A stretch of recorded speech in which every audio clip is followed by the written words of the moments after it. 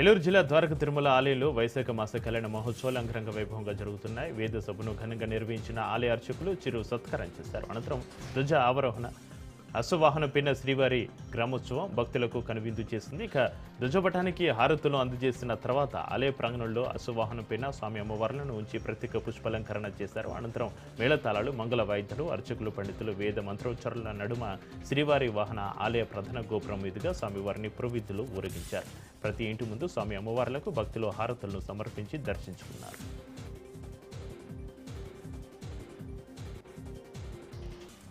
యాదగిరిగుట్ట శ్రీ లక్ష్మీనరసింహస్వామి ఆలయానికి భక్తుల పోటెత్తారు. ఇక ఆదివారం సెలవు రోజు కావడంతో అధిక సంఖ్యలో భక్తులు స్వామివారి ఆలయానికి చేరుకుని దర్శించుకున్నారు. దీంతో ఆలయ ప్రాంగణంలో భక్తుల సందడి నెలకొంది. ఉచిత ప్రవేశ దర్శనానికి దాదాపు 2 గంటల సమయం పట్టింది. ప్రత్యేక ప్రవేశ దర్శనానికి దాదాపు గంట సమయం పడుతుంది. ఆర్జిత సేవలు, నిత్య పూజలో పాల్గొని భక్తులు మొక్కులు తీర్చుకుంటున్నారు. రద్దీ అధికంగా ఉండడంతో ఆలయ పరిసరాలు భక్తులతోటి కిటకిటలాడింది.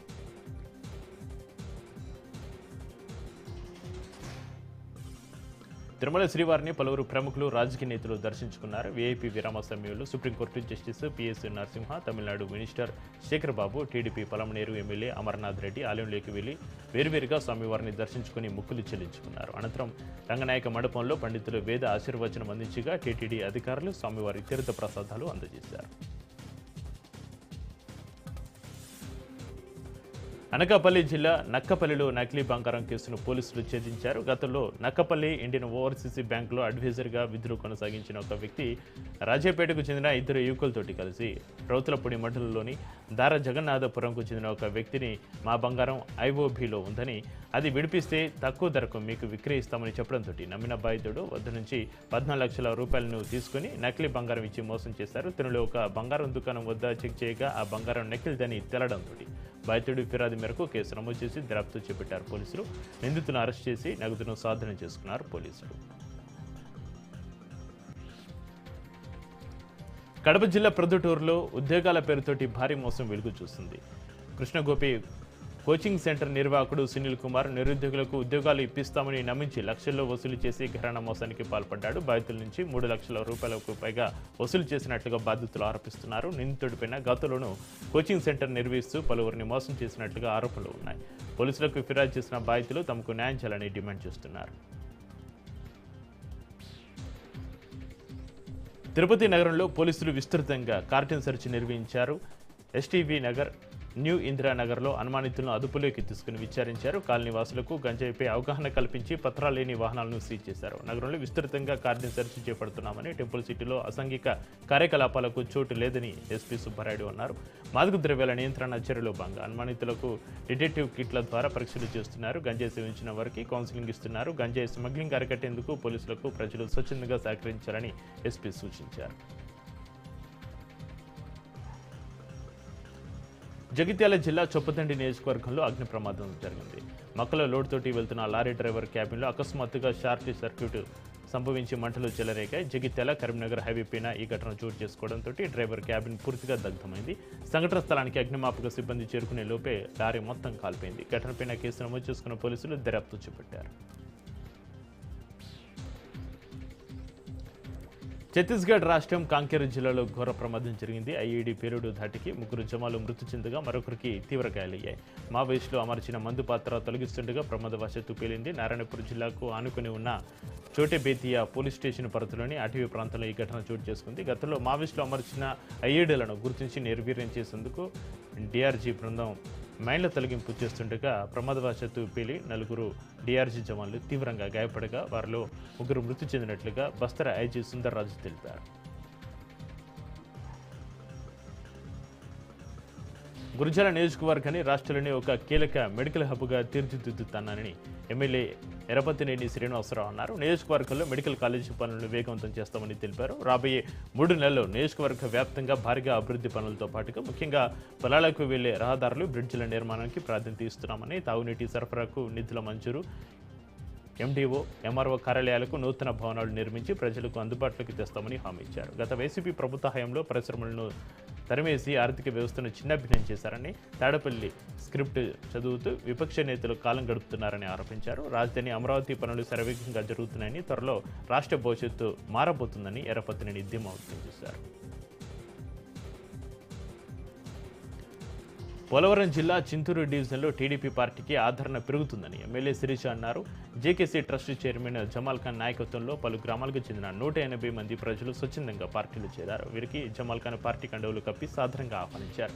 గిరిజన మారుమూల గ్రామాల్లో తాగునీటి సమస్యల పరిష్కారానికి, రహదారుల నిర్మాణానికి జేకేసీ ట్రస్ట్ ద్వారా జమాల్ ఖాన్ అందిస్తున్న సేవలు గిరిజనులను విశేషంగా ఆకట్టుకుంటున్నాయని వారంతా తెలిపారు. చింతూరు డివిజన్లో అగ్ని ప్రమాద బాధితులకు వెంటనే స్పందించి సాయం అందించడం వంటి సేవా కార్యక్రమాలతోటి JKC trust chairman Jamal Khan స్థానికుల నమ్మకాన్ని గెలుచుకున్నారు. రైతులను ఇబ్బందులకు గురిచేసే ప్రభుత్వాలు మనుగడ సాగదని మునుగోడు మాజీ ఎమ్మెల్యే కూసుకుంట్ల ప్రభాకర్ రెడ్డి అన్నారు. యాదాద్రి భువనగిరి జిల్లా చోటుపాలెం మండలం చిన్న కొండూరు గ్రామంలోని ధాన్య కొనుగోలు కేంద్రాన్ని పరిశీలించి రైతుల సమస్యలపైన ఆరా తీశారు. కొనుగోలు ప్రక్రియ, రైతులకు చెల్లింపుల పరిస్థితిపైన అధికారులను రైతులను అడిగి తెలుసుకున్నారు. కాంగ్రెస్ ప్రభుత్వం రైతులకు ఇచ్చిన హామీలను అమలు చేయడంలో విఫలమైందని, పూర్తి స్థాయిలో రైతులకు రుణమాఫీ చేయకపోగా పెట్టుబడి సాయం కూడా అరకొరగానే అందుతుందని కూసుకుంట్ల ఆరోపించారు. పండించిన ధాన్యం కొనుగోలులో ఆలస్యం చేయడమే కాకుండా కొనుగోలు చేసిన ధాన్యానికి చెల్లింపులు కూడా జాప్యం చేస్తున్నారని మండిపడ్డారు. వరంగల్ జిల్లా వర్ధన్నపేటలోని ఉప్పర్పల్లి క్రాస్ సమీపంలో ఇసుక కార్మికులు ధర్నా చేపట్టారు. ప్రభుత్వం మొండి వైఖరి వల్ల తాము జీవనోపాధి కోల్పోతున్నామంటూ నిరసన తెలిపారు. అధికారులు స్పందించి తమకు ఉపాధి మార్గం చూపించాలంటూ ప్రభుత్వాన్ని వేడుకుంటున్నారు. కార్మికుల ధర్నాతోటి వరంగల్ ఖమ్మం జాతీయ రహదారిపైన భారీగా ట్రాఫిక్ జామ్ అయింది. కార్మికుల ధర్నాను నిలువరించేందుకు రంగంలోకి పోలీసులు కేసులు పెడతామని కార్మికులను హెచ్చరించారు. స్థానిక ఎమ్మెల్యే స్పష్టమైన హామీ ఇచ్చే వరకు ధర్నాన్ని విరమించే ప్రసక్తి లేదని రోడ్డుపైన కార్మికులు భీష్మించుకొని కూర్చున్నారు. తిరుపతిలో ఏర్పాటు చేసిన 9 పరీక్ష కేంద్రాల్లో నీటి పరీక్ష జరిగింది. మధ్యాహ్నం 2 గంటల నుంచి 5 గంటల వరకు జరిగే ఈ పరీక్షకు 4500 మందికి పైగా విద్యార్థులు హాజరయ్యారు. మధ్యాహ్నం 1 గంట 30 నిమిషాలకే గేట్లు మూసివేస్తూ కఠిన నిబంధనలతోటి పరీక్షను ప్రశాంతంగా నిర్వహించారు. ఎలాంటి ఇబ్బందులు తలెత్తకుండా పరీక్ష కేంద్రాల వద్ద నిబంధనలను అధికారులు కఠినతరం చేశారు. పరీక్షకు హాజరయ్యే స్టూడెంట్స్ నుంచి ఎలక్ట్రానిక్ వస్తువులు, ఆభరణాలు, స్టేషనరీని కూడా లోపలికి అనుమతించకుండా క్షుణ్ణంగా తనిఖీలు చేశారు. జనగామ జిల్లా నర్మేట మండలం హనుమంతపూర్ గ్రామంలో రైతులు ఆందోళన చేపట్టారు. ఐకేపీ సెంటర్లో ప్రారంభమైన ధాన్యం కొనుగోలు చేయకపోవడంతో రైతులు ఆగ్రహానికి గురవుతున్నారు. ధాన్యం తరలించడంలో తీవ్ర జాప్యం తలెత్తుతుందని రైతులు ఆరోపిస్తున్నారు. కొద్ది రోజులు అయితే వర్షాలు పడే అవకాశం ఉందని వాతావరణ శాఖ తెలపడంతో అటు ఆందోళన, మరోవైపు లోడింగ్కి లారీలు రాక రైతులు తీవ్ర ఇబ్బందులకు పడుతున్నారు. జిల్లా కలెక్టర్కి పలుమార్లు ఫిర్యాదు చేసినా పట్టించుకోవడం లేదని రైతులు ఆరోపిస్తున్నారు. సికింద్రాబాద్ రైల్వే స్టేషన్లో తెలంగాణ ఎక్స్ప్రెస్ రైలు కింద పడి ఒక యువకుడు ఆత్మహత్య చేసుకున్నాడు. ఈ ఘటనతో రైల్వే స్టేషన్లో తీవ్ర కలకలం రేగింది. యువకుడు మృతదేహాన్ని స్వాధీనం చేసుకున్న పోలీసులు కేసు నమోదు చేసుకుని దర్యాప్తు ప్రారంభించారు. హైదరాబాద్ నుంచి న్యూఢిల్లీ వెళ్లే తెలంగాణ ఎక్స్ప్రెస్ రైలు సికింద్రాబాద్ రైల్వే స్టేషన్లోని ప్లాట్ఫామ్ నెంబర్ 1కి వస్తుండగా పట్టాలపై పడుకున్న గుర్తు తెలియని వ్యక్తిపై నుంచి వెళ్లడంతో శరీరం 2 భాగాలుగా తెగిపోయి అక్కడికక్కడే మృతి చెందాడు. మృతుని గుర్తించడానికి అతడి వద్ద ఎటువంటి ఆధారాలు లభించలేదని జీఆర్పీ పోలీసులు తెలిపారు. సీసీ కెమెరాలో కూడా అతడు ఆత్మహత్య చేసుకున్న స్థలం రికార్డు కాలేదని చెప్పారు. ఆర్పీఎఫ్ పోలీసులతోటి కలిసి సమన్వయం చేసుకుని కేసును దర్యాప్తు చేస్తున్నట్లుగా తెలిపారు.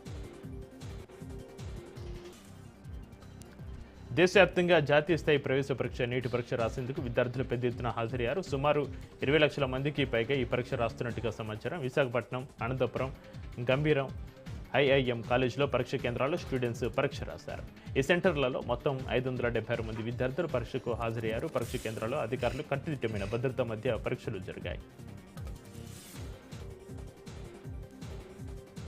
భూ యజమానికి తెలియకుండా ఏఏ ఫోటోలు, ఫోర్జరీ సంతకాలతోటి ఇతరుల పేరిట రిజిస్ట్రేషన్ చేసుకున్న బాగోతు సిద్దిపేట రూరల్ మండలం రాఘవపూర్ గ్రామంలో చోటు చేసుకుంది. గత 2 ఏళ్లుగా బోన్ క్యాన్సర్ సమస్యతోటి బాధపడుతూ శరీరం సహకరించక మంచానికి పరిమితమైన మల్లేష్ అనే వ్యక్తి ఫోటో లేకుండానే అభిలాష్ అనే వ్యక్తి తన పేరిట భూమి రిజిస్టర్ చేసుకున్నాడు. అనంతరం మార్చి 10వ తేదీన భూభారతి ఆపరేటర్ శ్రీనివాసరెడ్డి, రేణుజ అనే మహిళ పేరిట రిజిస్టర్ చేశారు. బాధితుడు క్యాన్సర్ చికిత్స కోసం భూమి అమ్ముకుందామని చూడగా అసలు విషయం బయటపడింది. ఏఏ సాయంతో సంతకాలు ఫోర్జరీ చేసి ఫోటోలు సృష్టించి అక్రమ రిజిస్ట్రేషన్ చేసినట్లుగా గుర్తించారు. తన వైద్యానికి ఇప్పటికే 40 లక్షల రూపాయలు ఖర్చు అయిందని, ఆ భూమి అమ్మకపోతే తాను బతకనని, దయచేసి ప్రభుత్వ పెద్దలు జోక్యం చేసుకుని న్యాయం చేయాలని బాధితుడు ఆవేదన వ్యక్తం చేస్తున్నాడు. ఖమ్మం జిల్లాలో నీటి పరీక్ష ప్రశాంతంగా ముగిసింది. జిల్లాలోని 7 పరీక్ష కేంద్రాలకు 2762 మంది విద్యార్థులు హాజరయ్యారు. మధ్యాహ్నం 2 గంటల నుంచి సాయంత్రం 5 గంటల వరకు ఎగ్జామ్ జరిగింది. విద్యార్థులు నిషేధిత వస్తువులు, స్మార్ట్ వాచ్లు, ఆభరణాలు, ఫుల్ హ్యాండ్స్ షర్ట్లు ధరించకుండా అధికారులు చర్యలు తీసుకున్నారు. ప్రతి విద్యార్థి తప్పనిసరిగా 2 పాస్పోర్ట్ సైజ్ ఫోటోస్, ఇక ఒక పోస్ట్ కార్డు సైజు ఫోటో, సరైన గుర్తింపు కార్డు తీసుకుని పరీక్షలు రాశారు. పరీక్ష కేంద్రాల వద్ద పటిష్టమైన బందోబస్తుతో పాటుగా ట్రాఫిక్ అంతరాయం కలగకుండా పకడ్బందీ చర్యలు చేపట్టారు. జయశంకర్ భూపాలపల్లి జిల్లా రేగొండ మండలం కేంద్రంలో ధాన్యం కొనుగోలు కేంద్రాన్ని మాజీ ఎమ్మెల్యే గంటర వెంకటరమణారెడ్డి పరిశీలించారు. మొక్కజొన్న కొనుగోలు జాప్యంపైన తీవ్ర ఆగ్రహం వ్యక్తం చేశారు. ఐకేపీ కేంద్రాల్లో రైతుల సమస్యను అడిగి తెలుసుకున్నారు. ప్రభుత్వం వెంటనే స్పందించకపోతే పెద్ద ఎత్తున ఆందోళనలు చేస్తామని హెచ్చరించారు. వెంటనే మొక్కలను మద్దతు ధరకు కొనుగోలు చేసి రైతులను ఆదుకోవాలని ప్రభుత్వాన్ని డిమాండ్ చేశారు. రేగొండ ప్రధాన రహదారిపైన రైతులు బీఆర్ఎస్ నేతలతో కలిసి బైఠాయించి నిరసన తెలిపారు. 23 ఏళ్లకు పైగా కనీసం మట్టి రోడ్డు కూడా లేక ఇబ్బందులు పడుతున్న గ్రామ ప్రజల కలను ఎమ్మెల్యే సురేంద్రబాబు నెరవేర్చారు. అనంతపురం జిల్లా కమదూరు మండలం మందకుర్లపల్లి క్రాసు నుంచి ఏపర్సలపల్లి వరకు 8 కిలోమీటర్ల మేర చేపట్టిన రహదారి పనులను ఎమ్మెల్యే స్వయంగా పరిశీలించారు. రోడ్డు నాణ్యత, వెడల్పు విషయంలో ఎలాంటి రాజీ పడకూడదని పంచాయతీరాజ్ అధికారులకు, కాంట్రాక్టర్లకు స్పష్టమైన ఆదేశాలు ఇచ్చారు. ప్రజలకు సుదీర్ఘకాలం రోడ్డు ఉపయోగపడేలా పనులు పూర్తి చేయాలని సూచించారు. కేంద్ర రాష్ట్ర ప్రభుత్వాల సహకారంతో గ్రామీణ రహదారుల అభివృద్ధికి కృషి చేస్తున్నామని ఎమ్మెల్యే సురేంద్రబాబు అన్నారు. గ్రామీణ ప్రాంత అభివృద్ధి లక్ష్యంగా కూటమి ప్రభుత్వం పనిచేస్తుందని ఎమ్మెల్యే సురేంద్రబాబు స్పష్టం చేశారు. నల్గొండ జిల్లా మిర్యాలగూడ మండలం వెంకటాద్రిపాలెంలోని 33 kV సబ్స్టేషన్లో అగ్ని ప్రమాదం చోటు చేసుకుంది. ఎండల తీవ్రతకు తోడు ఓవర్ హీట్ కారణంగా ట్రాన్స్ఫార్మర్లోని ఇన్సులేటర్లు ఒక్కసారిగా పీలిపోయాయి. దీంతో ట్రాన్స్ఫార్మర్ నుంచి మంటలు భారీగా ఎగిసిపడ్డాయి. సమాచారం అందుకున్న అగ్నిమాపక సిబ్బంది వెంటనే ఘటనా స్థలానికి చేరుకుని ఫైర్ ఇంజిన్ సాయంతో మంటలను అదుపు చేశారు. సకాలంలో స్పందించడంతో మంటలు ఇతర విభాగాలకు వ్యాపించకుండా అడ్డుకోవడంతో కొంత ప్రమాదం తప్పినట్లయింది. స్థానిక ప్రాంతాల్లో విద్యుత్ సరఫరాకు అంతరాయం ఏర్పడింది. అధికారులు మరమ్మతు పనులను వేగవంతం చేశారు. ములుగు జిల్లా మల్లంపల్లి కేంద్రంలోని మార్కెఫెడ్ ఆధ్వర్యంలో మొక్కజొన్న కొనుగోలు కేంద్రాన్ని మంత్రి సీతక్క ప్రారంభించారు. రైతులు కొనుగోలు కేంద్రాన్ని సద్వినియోగం చేసుకోవాలని సీతక్క సూచించారు. కొనుగోలు ప్రక్రియలో ఎలాంటి ఇబ్బందులు ఎదురైనా వెంటనే తమ దృష్టికి తీసుకురావాలని రైతులకు తెలిపారు. రైతులకు ఎటువంటి అసౌకర్యం కలగకుండా, కొరత లేకుండా తగిన చర్యలు తీసుకోవాలని సంబంధిత అధికారులను మంత్రి సీతక్క ఆదేశించారు. నిర్మల్ జిల్లాలో వడ్ల కొనుగోలు కేంద్రాల్లో ధాన్యం సేకరణ జాప్యంపైన రైతులు ఆందోళనకు దిగారు. గన్ని బ్యాగుల కొరతతోటి మామిడ మండలం కేంద్రంలోని ప్రధాన రహదారిపైన ధర్నా రాస్తారోకో నిర్వహించారు. తాలు పేరుతోటి రైతులను ఇబ్బంది పెట్టడం సరైంది కాదని రైతులు ఆగ్రహం వ్యక్తం చేశారు. తూర్పారబట్టి తీసుకొస్తేనే కొంటామనే నిబంధనలను ఎత్తివేయాలని డిమాండ్ చేశారు. మరోపక్క అకాల వర్షాలతో పంట తడిసిపోతుందనే భయాందోళనలు తమను వేధిస్తున్నాయని వాపోతున్నారు. తాము పండించిన పంటను రోడ్లపై ఆరబెట్టుకునే పరిస్థితి దాపురించిందని, దీంతో ఇప్పటికే వరుసగా 4 రోడ్డు ప్రమాదాలు చోటు చేసుకున్నాయని, దీనికి ప్రభుత్వ అధికారులే బాధ్యత వహించాలని అన్నారు. పంట కొనుగోలు విషయంలో స్పష్టమైన హామీ ఇచ్చేంత వరకు రాస్తారోకో విరమించబోమని భీష్మించుకొని కూర్చున్నారు రైతులు. సంఘటన స్థలానికి అదనపు కలెక్టర్ కిషోర్ కుమార్, ఆర్టీఓ రత్నకళినులు చేరుకుని రైతులకు నచ్చ చెప్పడంతో ఆందోళన సర్దుమణిగింది.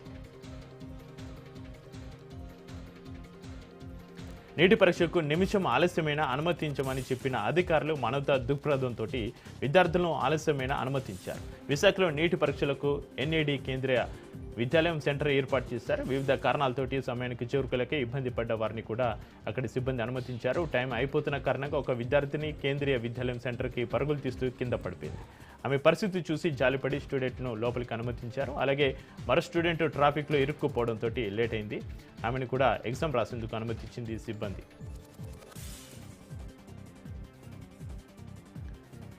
వైసీపీ హయాంలో జరిగిన పాపలపైన మాట్లాడే పరిస్థితి మళ్లీ వస్తుందని తిరుపతి జనసేన పార్టీ ఇన్ఛార్జి కిరణ్ రాయల్ అన్నారు. నెయ్యి కల్తీ విషయం ప్రపంచాన్ని కుదిపేస్తుందని, కల్తీకి పాల్పడిన దొంగలు దొరల్లా తిరుగుతున్నారని ఆరోపించారు. రసాయనాలతోటి చేసిన నెయ్యి అని సిబిఐ సిటీ తేల్చిన అసలు దొంగను ఇవో సింగాలు వైవి సుబ్బారెడ్డి, కరుణాకర్ రెడ్డిని మేనేజ్ చేశారని కిరణ్ రాయల్ తెలిపారు.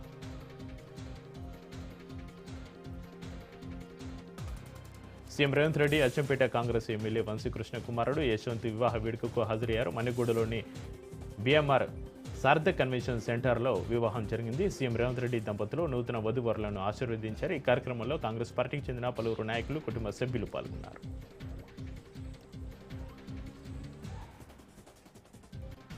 వికారాబాద్ జిల్లా పూడూరు మండలం రాకంచెర్ల నరసింహస్వామి ఉత్సవాల్లో అపశృతి చోటు చేసుకుంది. జాతర ఉత్సవాలకు వచ్చిన భక్తులు చెట్ల కింద వంటలు వండుకుంటూ ఉండగా అక్కడే కూర్చున్న భక్తులపైన పెద్ద ఎత్తున దాడి చేశాయి తేనెటీగలు. ఈ దాడిలో గాయపడ్డ వారిని 108 వాహనంలో పరిగి ప్రభుత్వ ఆసుపత్రికి తరలించారు. 6గురు పరిస్థితి విషమంగా ఉండడంతో మెరుగైన చికిత్స కోసం వికారాబాద్ ప్రభుత్వ ఆసుపత్రికి తరలించారు.